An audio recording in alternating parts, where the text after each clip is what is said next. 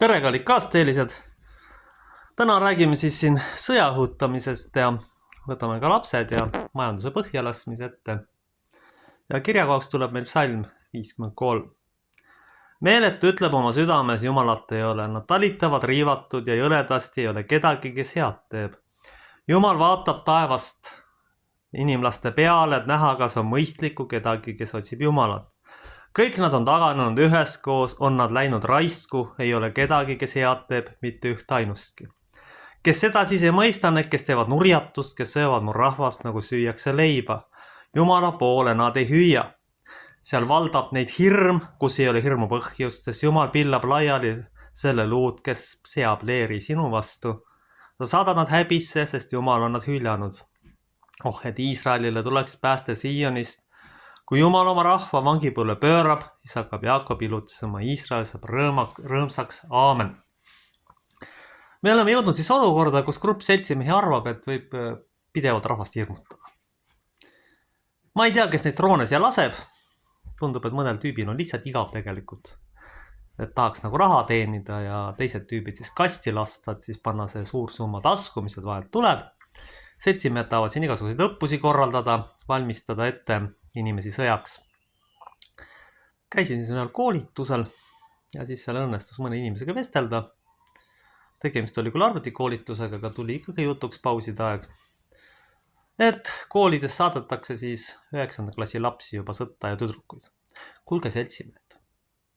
Inimesi varsti ei ole. Mis te tahate viimased ka kasti lüüa? Mul on küll siuke tunne, kui ma vaatan seda. Kõik endast olenev tehakse rahvastiku likvideerimiseks. Kõik endast olenev. Ja siis mõni tüüp arvab, et ma ei räägi tõtt. Et ma kuidagi laiman kedagi. No ikka ma ei tee seda. Mina lähtun faktidest. Teie lähtute lihtsalt ideoloogiliselt kallutatud informatsioonist. Lühidalt öeldes. Te ei saa aru, mis toimub. Te ei tea, mis toimub ja te ei tahagi aru saada, mis tegelikult toimub. Praegu käib teadlik see utiliseerimisprotsess tegelikult. Osa mehi on lahkunud, minema aetud, mehed on ära põgenenud, kuna leiba koha peal siin teenida ei ole normaalselt enamasti võimalik.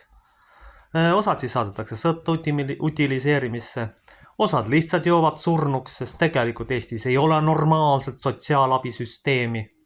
Ei ole, inimesed jäetakse lihtsalt ripakile. Lihtsalt ripakile enamasti. Riik ei investeeri, kui seda üldse riigiks saab nimetada, see on mingi oblast lihtsalt. Ugri kultuur ei talu nõrgemaid. Jumalat ei teenita mitte kuskil praktiliselt. Kirikutes püha vaimu ei ole. Mõni pastor arvab, et ta võib suitsetada ja juua, et siis on ta nagu pastor veel või. No ikka ei ole ja neid on neid mitmeid näiteid siin.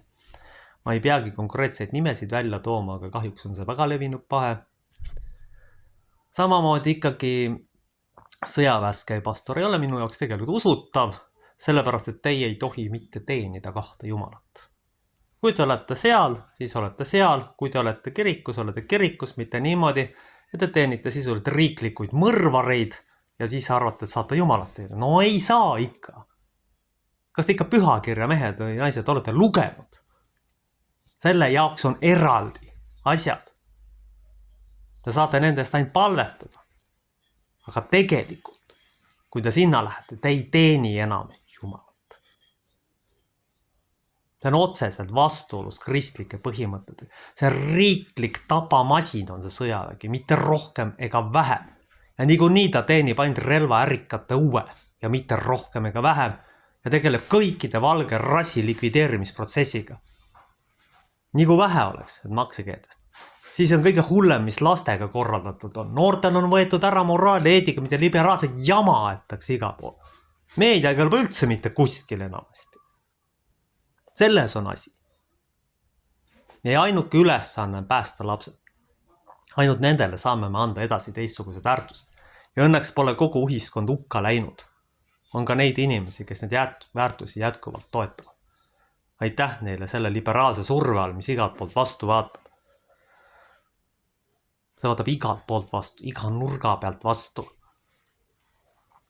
Me ei saa teenida kahte Jumalat. Me kas teenime Jumalat või me teenime maailma.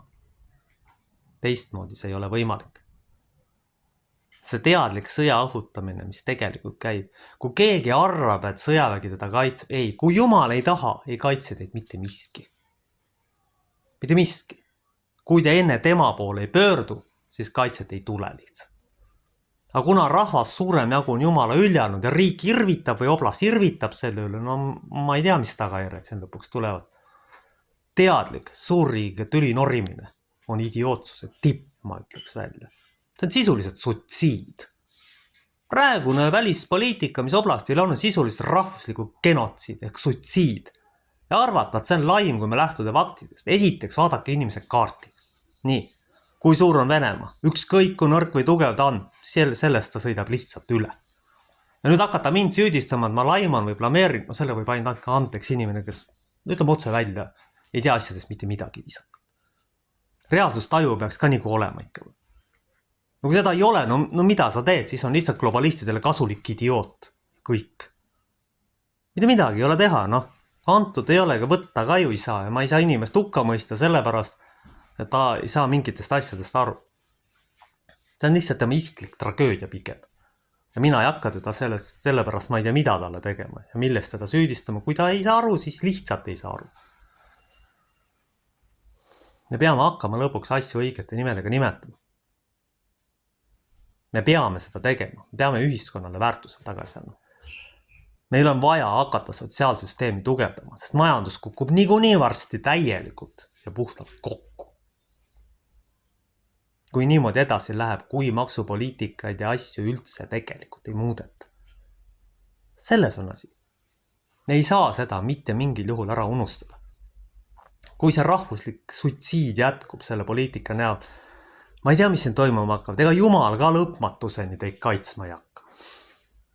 Ta ei hakka lõpmatuseni kaitsma, kui tassitakse siia relvatehased kokku, justkui sihtmärgiks seltsimeestele teisel pool idapiiri. Oi, näed, toodavad siin asju, kohe võitakse pommid varsti alla panna. Aga seda ka keegi ette ei näe, et käib teadlik sõja provotseerimine, rahvusliku genotsiidi ja rahvastiku likvideerimise eesmärk. Ja relvatehased on kõige suurem tunnus sellest, mis üldse võimalik on. Ma tänan muidugi ühte härrasmeest, kes sellest asjast ausalt rääkis. Sest ausus on tänapäev ugri tingimustes siuke luksuskaup, mida väga vähesed julgevad endale lubada. Seda härrasmeest ma tõesti tänan, kes selle meedias välja tõi. Tema ei olnud selle juures väga emotsionaalne, oli väga tasakaalukas, rahulik, rääkis nagu asi tegelikult on. Ja mis ta tema juttu lugedes ongi? Kui me teeme siia territooriumile relvatehased, me muudume kindlalt sihtmärgiks grupile seltsimeestele, kellel on väga põnev, nagu lastel on, et oi näed, see on komm on umbes siin, et tõmbaks ära, et mis siis juhtub. Neid ei huvita see, mis siin on. See on teadlik sihtmärk siin, kui te hakkate seda ladustama. Enne tuleks nagu suhted korda teha, mitte sõna otseses lolli mängida. Ja ma ei tea, millega tegeleda. Imelik ei ole endal või? Enne peaks ennast ära kindlustama. Mitte niimoodi enda poole, ma ei tea mitte midagi on ju, ja siis teevad mingid tehased siia. Iga vähegi tervelt mõtleb inimene, tundes tüüpide ajalugu ja tundes ugrilaste käitumismustrit, ei teeks seda. Enne ma peaks nagu rahvale leidma andma, neil tekiks üldse motivatsioon midagi siin teha, mitte et noored lihtsalt minema jooksevad. Ongi globalistidele kasulikud idioodid võimud, sest puud tuntakse tema viljadest.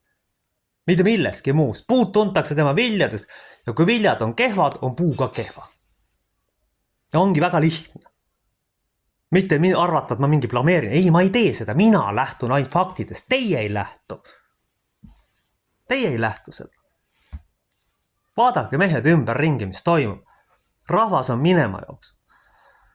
Kõik on tühi. Linnad on poolenisti välja surnud. Maapiirkonnad on üldse tühjad. Seal pole üldse mitte keda. Kes seda tegi? Rahvavaenulik, idiootne, ugrilik poliitika. Mina lähtun ainult faktidest. Mitte sellest, mida kuskil partei või kes iganes kuskil käseb. Mul on oma mõistus ka otsast teada. Aga relvatehase tegemine, teadlik, sihtmärgi püstitamine siia.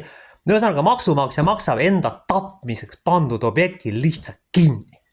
Tore lugu küll tead. tore lugu küll, no tulge taevas appi, tead. Issand küll, no kuhu ma sattunud olen, ma ei tea. No tõesti jumala kaitset ja juhatust ainult paluda. Ja siin üldse midagi alles jääks. Aamen.